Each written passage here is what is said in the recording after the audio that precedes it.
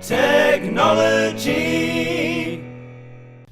Okay, so earlier we were talking about renewable energy. Of course, we weren't doing it during the podcast. No. But that's kind of neither here nor there. Yeah, when we talk about serious stuff, it's always off the camera. So I got to see. Are you familiar? Are you familiar with the solar plant near Las Vegas, Nevada? Yeah, I think I am actually on that one with the huge, not the huge, but like the large. Oh, there it is. Absolutely huge. Absolutely huge. They're Beautiful. The towers are about 300 feet tall. Wow. And along here, what you're looking at is a mirror array, which focuses the sun's light into what I can only describe as a star. I mean, it's the light of the damn sun. My first thought, actually, to be honest with you, was Master Control from Tron. Yeah, I can see that. I mean, not white, but, white, but not red. But you get the idea. I think everybody was white. Yeah, they were. So this is kind of neat. You may not see any of these in the future because they are not as efficient as they were hoped to be. Yeah, that sucks. Well, it does, but that's how we find out, really. Well, yeah. And trial and error. These things are beyond massive. What you're looking at there, those are, again, the towers are 300 feet tall, and these mirror arrays just cover so I'm just much trying distance. to think, though, like, from the look of this picture, what, a mile or two? If that, maybe? Or I less don't than know. a mile. Okay. I mean, to get an idea of scope here, of how large these things are, is kind of what I'm trying to They are absolutely stunning to see. Yeah, no, And, they are. I mean, especially the beams. Like, that's one thing that I'm just getting a kick. It looks like, guess what? Best way to describe it for the people that can't see this, it almost looks like an umbrella of light. Yeah. Is the best way to describe it. Like, obviously, the massive part on top would be like the post, and then you just see like almost like a, as I said, an umbrella shaped style going down to where the beams are. So it's kind of just wow. And so you know how they work is they generate steam. Mm-hmm. Yes, I heard about that. Yeah. And I can't imagine the kind of temperatures that you get to with something like that. That's Critics say, well, these fry a lot of birds. Well, yes. Yes. Not a whole lot of birds live in the desert. No. Some, sure. But you know what else kills birds? Fossil fuel. Coal-burning plants kill not just birds, but humans. Yeah. And don't forget about, nuclear power plants, which sometimes just doesn't kill them, turns them into God knows what. The, Blinky, I think, is the fish's name you're looking for. Yeah, that's right. All right. So yeah, here you can see. God, that's amazing looking. It's just shocking. The first time I saw it was out the window of a plane. Yeah. Okay, that's the actual sun. Yeah. Apparently. Yeah, you want to get a shot of that just in case. Got to get the mirror in there. Yes, of course. And all the there dead you bugs can see on the camera. there. Yeah. You can see a reflection of the camera. That's great. That's cool though. I've been helping Tina work with Cinema Verite. Yeah. Which is, of course, I think French for shaky camera. Yeah. Jason Bourne style. Just can't see it, but that's intense. Trust us. I don't understand the obsession with shaky cam.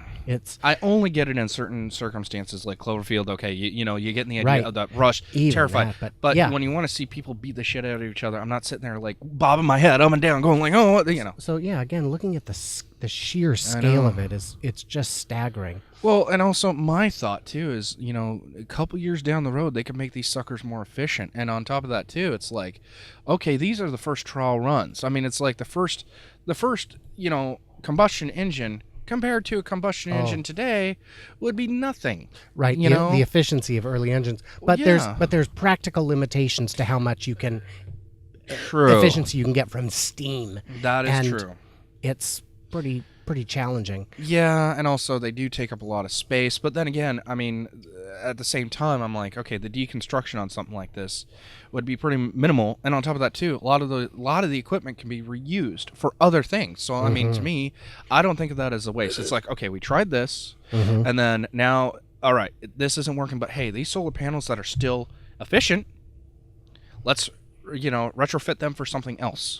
Well, and that's the nice thing is they say, well, you're not taking into account the environmental impact of solar panels being, created. It's like, well, it does require some mining, yes. But so does any energy source, really. And even gold, like just I mean like gold, rubies, I mean, and we're talking just stuff that we don't really use. And yes, I know a lot of people will be like, well, what about the gold, diamond plated like blades? I'm like, yes, I got you there, but we still need to mine that shit. Right. And the thing with solar panels is almost every component is recyclable. Yeah. Because it's mostly silicone, copper, aluminum frame. So I would think silver in there for like, the conductivity and all that. So it's like, this is materials that, I mean, can be used. And it's not like, oh, well, this solar panel's bad, it's gone. Not necessarily. That's not how it works. Fixed. The other nice thing with solar is, especially in a place like the desert where you've got essentially infinite space. Yeah. After they say, well, the lifespan of a solar panel is 20 years. And that's true. But now. Not even. It's already not true because solar panels from 20 years ago still work. They just work at about 80% efficiency. Oh, here's an interesting fact that I want to throw out there when talking about solar panels. Okay, remember the Mars rover? All right. The first one that we sent up there, right? That only had a lifespan of, I want to say, 2 years. 2 years was the lifespan originally. And then it died. And they were like, and NASA was like, okay, we got the best. Well, then they got a signal back. Right. It came back online. And that's because of the fact that dust covered up the solar panels.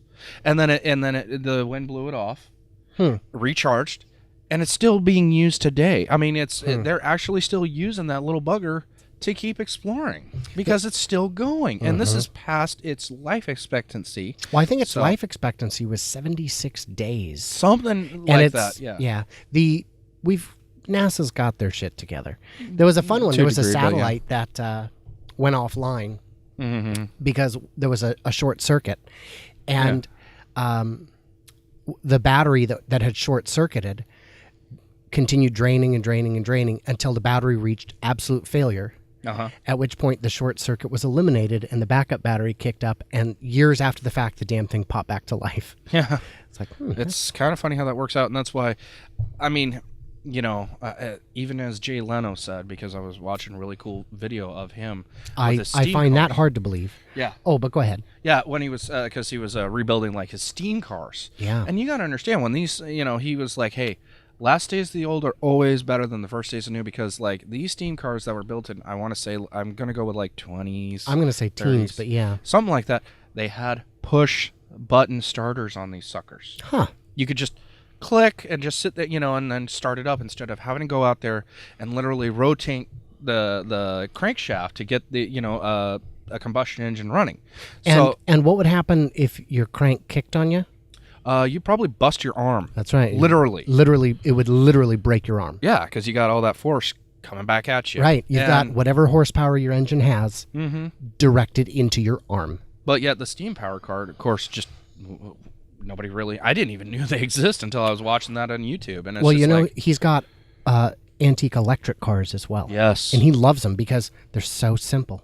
Oh yeah, there's just nothing to them. I mean, that I do have to admit, like when it comes to Jay Leno, yeah, he's a funny guy, but I like him more as the mechanic because he has his own article in what is it, Car and Driver magazine or Popular Science, one of the two. I cannot remember, but he always writes an article every month for the magazine, like talking about like Porsche engine clutches and Porsche clutches. I mean, and I mean the guy's he's a gearhead and he's smart. Yeah, and his show Jay Leno's Garage. Yeah. Oh, that's some fun stuff. It kind of depends. Yeah. It's hit and miss for me. Yes. But I was never a Leno guy. Mm-hmm. Well, it's like for me with Conan. Yeah. I can't stand the show, but when he does live segments, where he's like out in the real world, man, those just slay me. And that's why I'm like, as I said, I like Jay Leno more as the mechanic than I do as the comedian. Because, I mean, it's like when he gets in his mechanical mode, I mean, it's not that he's funny. He's just like, you just want to sit there and listen to him for hours because it's just like wow, it's fun stuff. But then again, you know me. I like the mechanical stuff. Heck, I know just of graduated. You. Well, yeah. I'm a remnant of the past. So that was kind of a fun segment on the solar thing. If you're not watching this on YouTube, at least go and Google the pictures of the solar farm near. It's really Nevada, neat stuff, near guys. Las I mean, Vegas. it's just kind of like, wow. It's a neat technology that's not likely to expand to an area near you for a number of reasons. The cost of installation alone has got to be, $100 million probably. Yeah. But it's fascinating. Mm-hmm.